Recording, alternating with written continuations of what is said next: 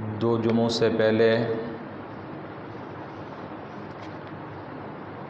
مسجد کی تعمیر اور آباد کرنے کے حوالے سے گفتگو ہم نے سماعت کی تھی۔ اسی موضوع میں سے کچھ چند باتیں باقی رہ گئی تھیں اور درمیان میں عید الاضحیٰ کے حوالے سے دو جمعوں پر ہم نے عید الاضحیٰ کی فضیلت کو سماعت فرمایا۔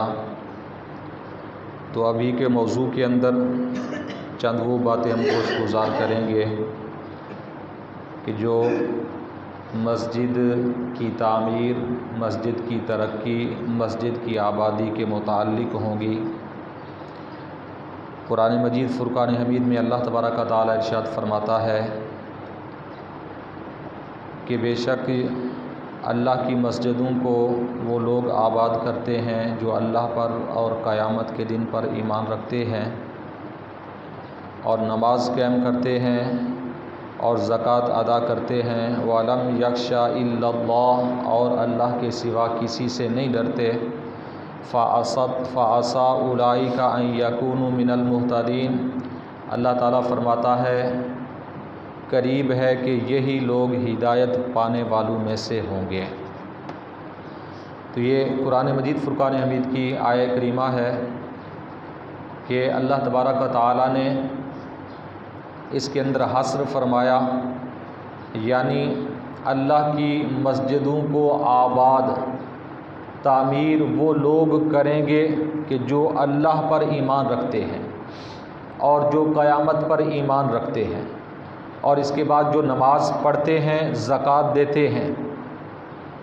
ان چار صفات کے بعد پانچویں صفت اللہ تبارک و تعالیٰ نے بیان فرمائی کہ اللہ کے سوا وہ کسی سے نہیں ڈرتے، یعنی مسجد کی تعمیر و ترقی و آبادی کے اندر جس طرح کا بھی وہ تعاون کرتے ہیں وہ صرف اللہ کی رضا کی خاطر کرتے ہیں، کیونکہ وہ ڈرتے ہی اللہ سے ہیں۔ اللہ ہی کی وجہ سے وہ اللہ کے گھروں کو آباد کرتے ہیں اور کسی کے لیے وہ دکھلاوا یا ریاکاری نہیں کرتے۔ یہ ان لوگوں کی صفات ہیں کہ جو مسجدیں تعمیر کرتے ہیں اور مسجدیں آباد کرتے ہیں۔ تو یہ آیہ کریمہ ذہن میں رکھیں، اور اس کے آخر میں، اسی آیہ کریمہ کے آخر کے اندر اللہ تعالیٰ نے فرمایا کہ یہی قریب ہے کہ یہی لوگ ہدایت پا جائیں گے۔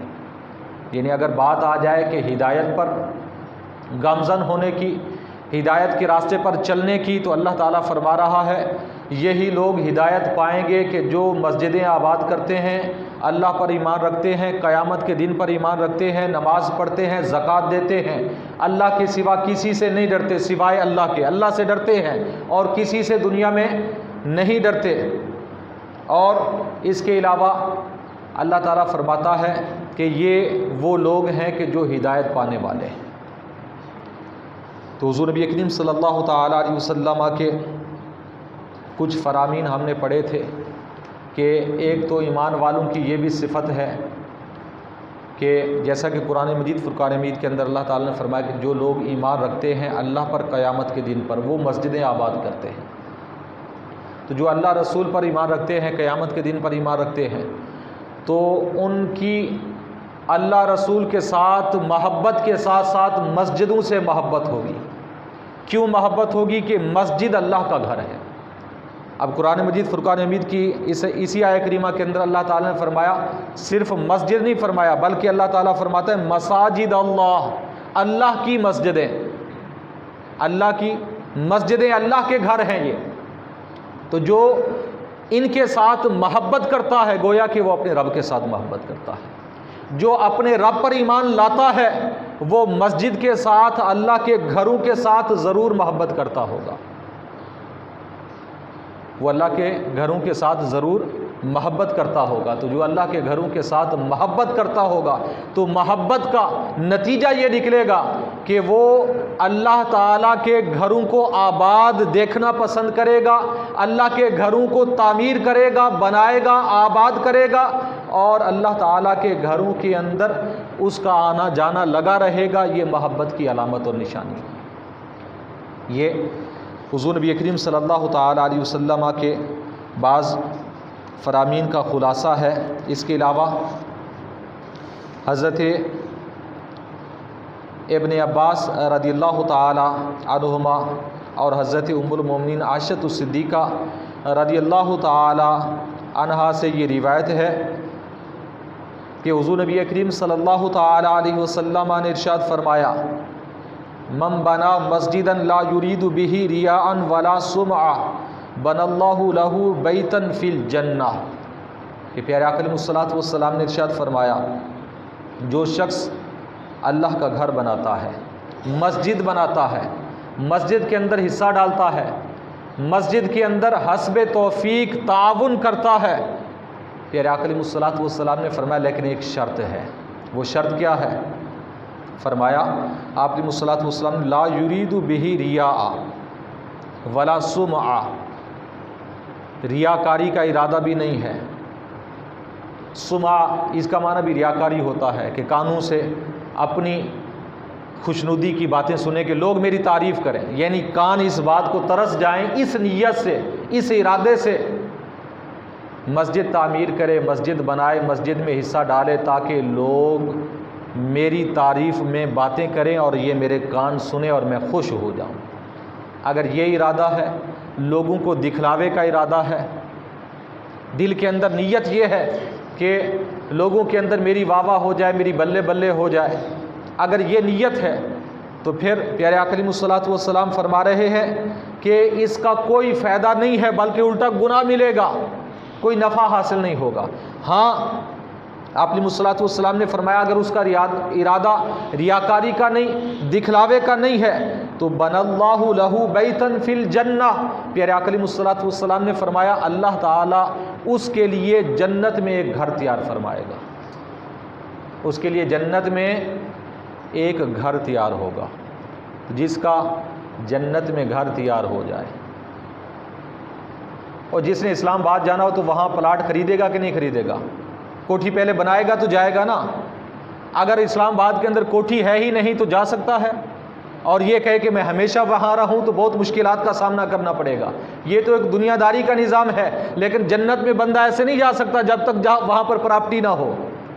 اگر آپ یہ چاہتے ہیں کہ جنت کے اندر ہمارا پلاٹ ہو، جنت کے اندر ہمارا محل ہو، تو پھر حضور نبی کریم صلی اللہ علیہ وسلم فرما رہے ہیں اللہ کی رضا کی خاطر بغیر دکھلاوے کے، بغیر ریاکاری کے اللہ کے گھروں کو آباد کرو، اللہ کے گھروں کو بناؤ، ان کی تعمیر و توسیع کرو، تو پھر جنت میں اللہ تمہارا محل بنا دے گا۔ جنت میں پھر تمہارا اللہ تعالیٰ محل بنا دے گا، جنت میں تمہارا گھر بن جائے گا۔ تو جب جنت میں تمہارا محل اور گھر تیار ہو جائے گا تو پھر آسانی سے تم جنت میں پہنچ جاؤ گے۔ اس میں کوئی مشکل بات نہیں ہے۔ ہم تعاون کرتے ہیں، مسجدوں کے ساتھ دیتے ہیں، تعاون کرتے ہیں، لیکن دکھلاوے کے طور پر اکثر کی یہ بات ہے، ہمارے معاشرے کے اندر اکثر لوگ ایسے ہیں، اگر ہم مسجد کے ساتھ تعاون کرتے ہیں، مسجد کی خدمت کرتے ہیں، تو پھر ہوتا کیا ہے کہ میں نے یہ کیا جی، میں نے وہ کیا جی، میں نے مسجد کے اندر اتنا دیا ہے جی۔ تو اگر یہ چیز ہے اور بار بار لوگوں کو سنانا ہے، بتلانا مقصود ہے، تو پھر اللہ کی رضا نہیں ہے۔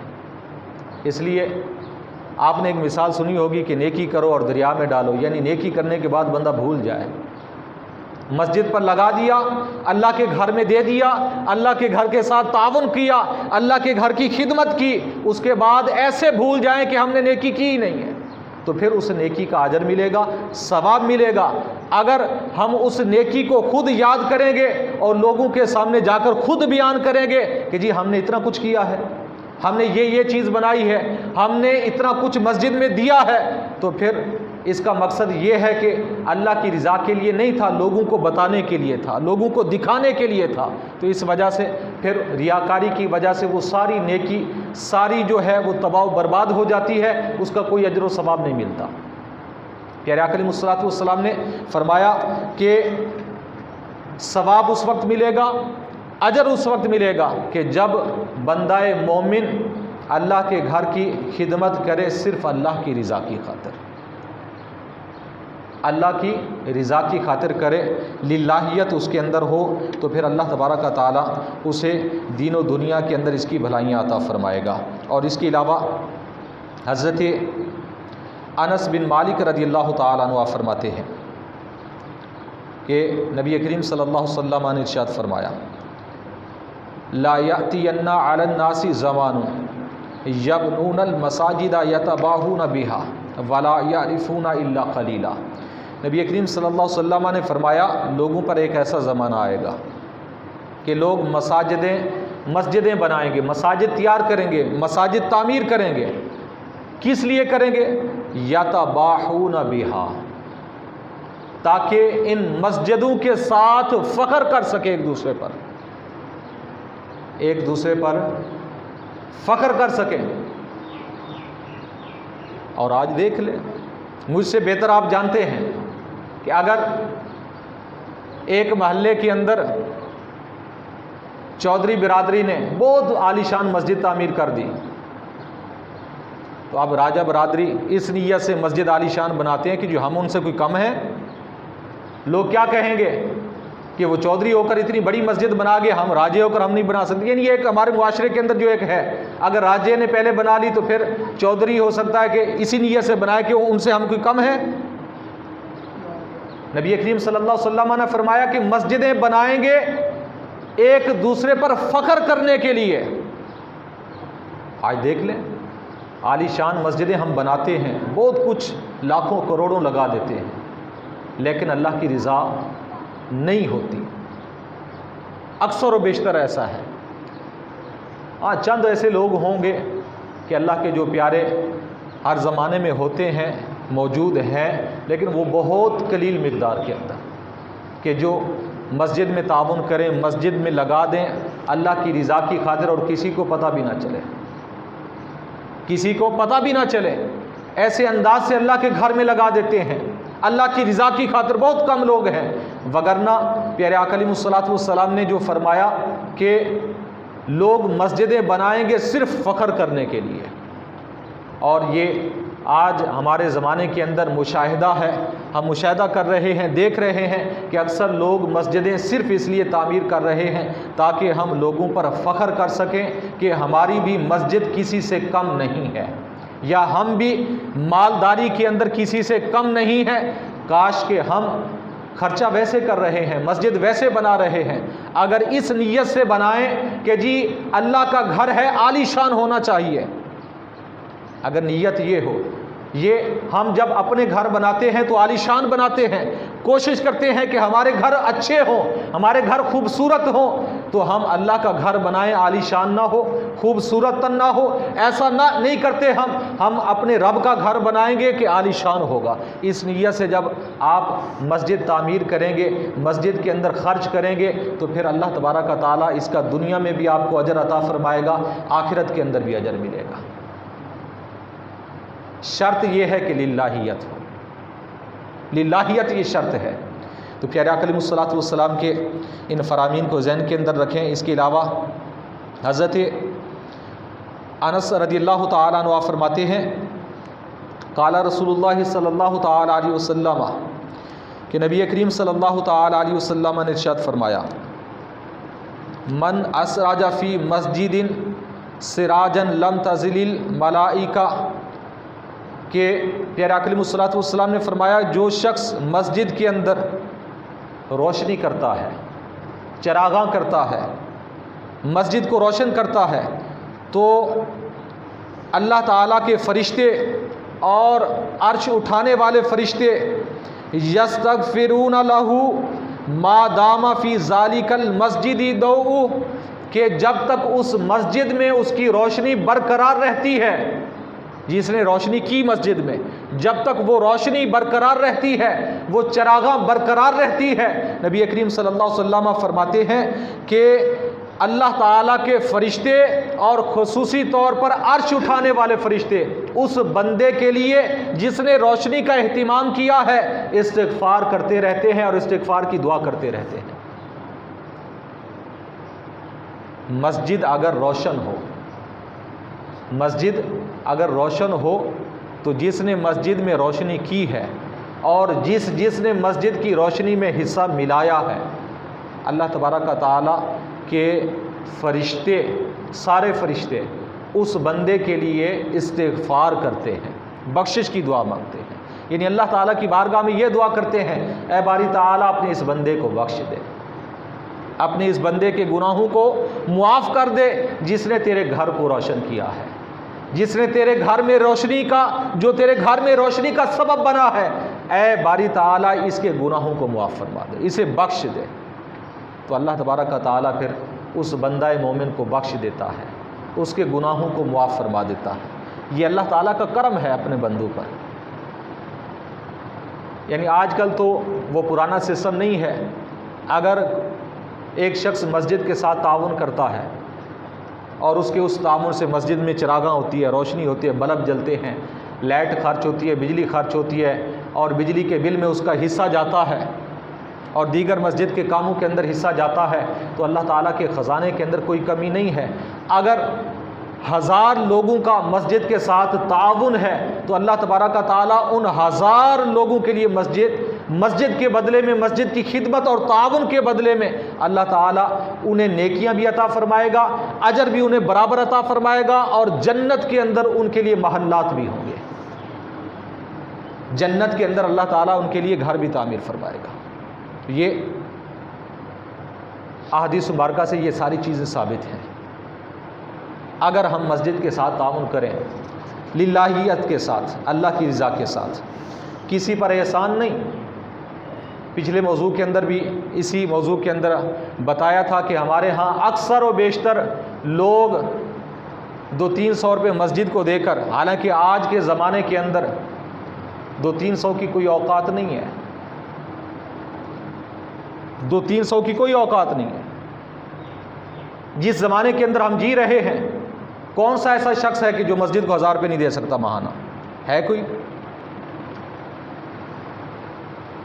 یعنی زیادہ دے سکتے ہیں ویسے تو، لیکن 1000 روپے کی کوئی اوقات نہیں ہے، لیکن ہم 200-300 روپے دیتے ہیں، اور وہ بھی نخرے کر کے، وہ بھی ہم یہ میں نے خود سنا ہے، اس لیے میں کہہ رہا ہوں کہ کچھ لوگ یہ سمجھتے ہیں کہ ہم مولوی صاحب پر احسان کر رہے ہیں کہ مسجد میں 200-300 روپے ماہانہ دیتے ہیں، کچھ یہ سمجھتے ہیں کہ ہم کمیٹی والوں پر، انتظامیہ پر احسان کر رہے ہیں۔ تو یہ نہ آپ کا احسان کمیٹی والوں پر ہے، نہ مسجد کی انتظامیہ پر ہے، نہ محلے پر ہے، نہ امام پر ہے۔ ہاں، اگر آپ اللہ کی رضا کی خاطر دے رہے ہیں تو اس کا اجر آپ کو اللہ سے ملے گا۔ کسی کو نہ جتلائیں کہ ہم اتنا دیتے ہیں، کسی کو نہیں جتلانا چاہیے۔ آج ہمارے اس موجودہ زمانے کے اندر جتنی بھی مہنگائی ہو گئی، ہم روز رونا روتے ہیں کہ جی مہنگائی اتنی ہوگی، مہنگائی اتنی ہوگی۔ آپ خود بتائیں کون سا ایسا شخص ہے مجھ سمیت کہ مہنگائی کی وجہ سے ہمارے خرچے کم ہو گئے؟ مہنگائی کی وجہ سے ہم نے جو بچوں کو اسکول کا خرچ ہم دیتے تھے وہ آدھا کر دیا ہو، جو بچوں کے یونیفارم، کتابوں کے آنے جانے کے جو پیسے تھے، جو خرچہ تھا ماہانہ بچوں کے اسکول آنے جانے کا، اس کے اندر ہم نے کچھ کمی کر دی ہو؟ کوئی ہے ایسا؟ کوئی بتا سکتا ہے؟ جب ایسا نہیں ہے تو پھر مسجد کے ساتھ ہمارا تعاون کم کیوں ہو جاتا ہے؟ زیادہ ہونے کی بجائے ہمارا تعاون کہ جب مسجد کی باری آتی ہے، اللہ کے گھر کی باری آتی ہے، جب دین کی باری آتی ہے، تو ہم سوچتے ہیں، 100 مرتبہ سوچتے ہیں کہ مسجد میں 300 روپے، یار اتنا مہنگائی ہوگی، میں تو غریب ہو گیا ہوں، میرے پاس میری آمدن بھی اتنی نہیں ہے۔ شیطان 100 چکر دیتا ہے آ کے دماغ کے اندر۔ لیکن جب اسکول کے اندر بچے جا رہے ہیں تو وہاں یار کوئی نہیں ہے، بچہ ہے پڑھ جائے گا کل کو، کیا ہے، خرچے تو ہوتے ہیں، پھر وہاں اس طرح کے دلائل آ جاتے ہیں۔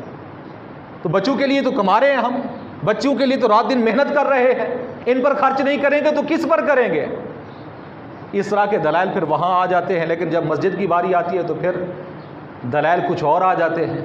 تو خدا را ایسا نہ کریں، یہ جو آپ اپنے ہاتھ سے اللہ کے گھر میں لگا رہے ہیں اللہ کی رضا کی خاطر، یہ آپ کا مال ہے، یہ آپ کا آخرت کی بینک میں جمع ہو چکا ہے،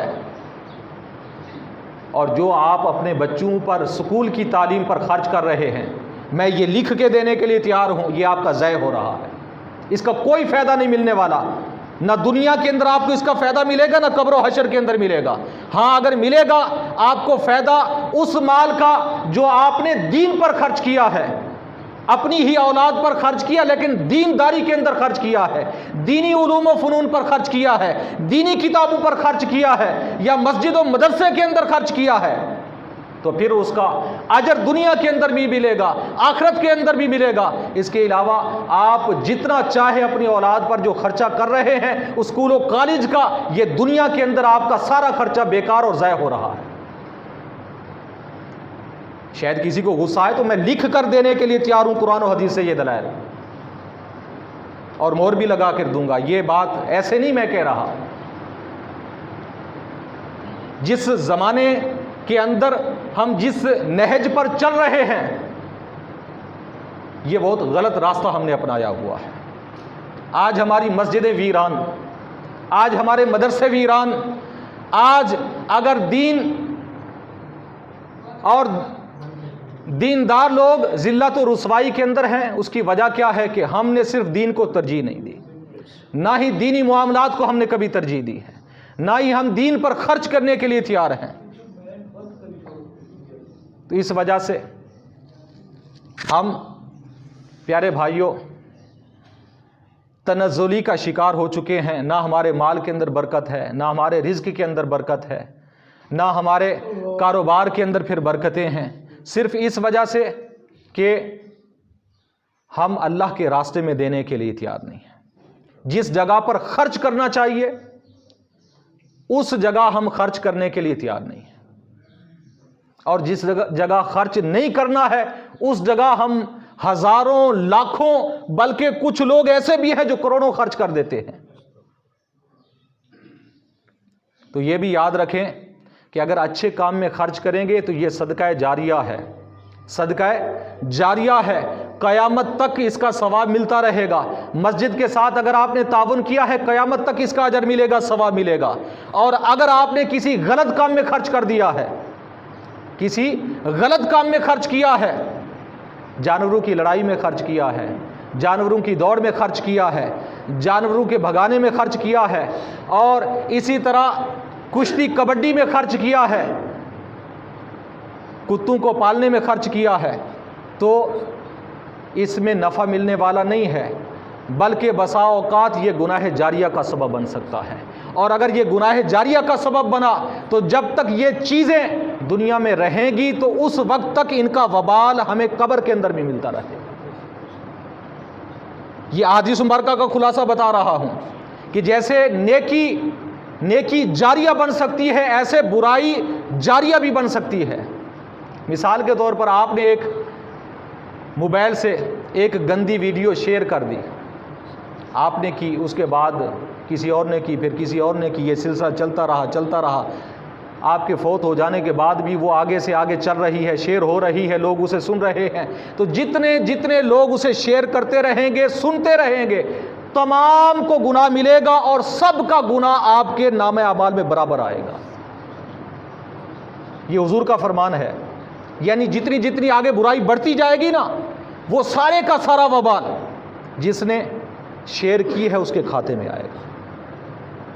اگر ایک نے سنا تو ایک گناہ، 2 نے سنا 2 گناہ، 100 نے سنا تو 100 گناہ، ہزاروں نے سنا تو ہزاروں گناہ، لاکھوں نے سنا تو لاکھوں گناہ۔ کبھی ہم نے سوچا ہے، کبھی فکر کی ہے ایمان کی؟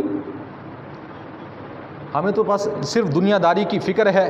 حضور نبی کریم صلی اللہ علیہ وسلم کا آخری ایک فرمان اسی موضوع کے حوالے سے سماعت فرمائیں کہ حضرت ابو کرصافہ رضی اللہ تعالیٰ عنہ فرماتے ہیں کہ میں نے حضور نبی کریم صلی اللہ علیہ وسلم سے یہ فرمان سنا کہ آپ علیہ الصلوۃ والسلام فرما رہے تھے، یقول ابن المساجد واخرج القبامۃ منہا۔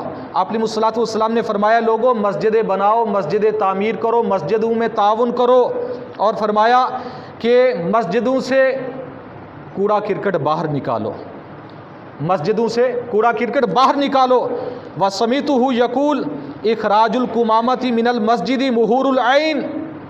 راوی حدیث فرماتے ہیں میں نے حضور نبی کریم صلی اللہ علیہ وسلم سے یہ سنا کہ آپ علیہ الصلوۃ والسلام فرما رہے تھے جو مسجد میں سے کوڑا کرکٹ باہر جا کر پھینکتا ہے، مسجد سے نکالتا ہے، مسجد کو پاکیزہ اور صاف رکھتا ہے، تو ایسا جو کرتا ہے یہ جنتی حوروں کا حق مہر ہے۔ حضور نبی کریم صلی اللہ علیہ وسلم نے فرمایا جنتی حوروں کا کیا ہے؟ کیا چیز؟ مسجد سے کوڑا کرکٹ باہر کرنا۔ تو اگر حق مہر ادا کریں گے تو پھر جنت میں حوریں ملیں گی، پھر جنت میں جائیں گے حوریں ملیں گی۔ اگر مسجد کی ہم صفائی نہیں کریں گے، پاکیزگی نہیں کریں گے، مسجد سے کوڑا کرکٹ باہر نہیں نکالیں گے، مسجد کی تعمیر نہیں کریں گے، تو پھر ہم نے ان کا حق مہر ادا ہی نہیں کیا۔ تو آپ علیہ الصلوۃ والسلام نے ساتھ ہی فرمایا من بنا للہ مسجدا بن اللہ لہ بیتا فی الجنہ۔ تو آپ علیہ الصلوۃ والسلام نے فرمایا جس نے اللہ کی رضا کی خاطر اللہ کا گھر بنایا، مسجد بنائی، اللہ تعالیٰ جنت میں اس کے لیے ایک محل تیار فرمائے گا۔ فقالوا یا رسول اللہ وہذہ المساجد التی تبنی فی الطرق۔ صحابہ کرام نے عرض کی یا رسول اللہ صلی اللہ علیہ وسلم کیا ان مسجدوں پر جو راستے میں چھوٹی چھوٹی لوگوں نے مسجدیں بنائی ہوتی ہیں اس پر بھی اجر ملے گا؟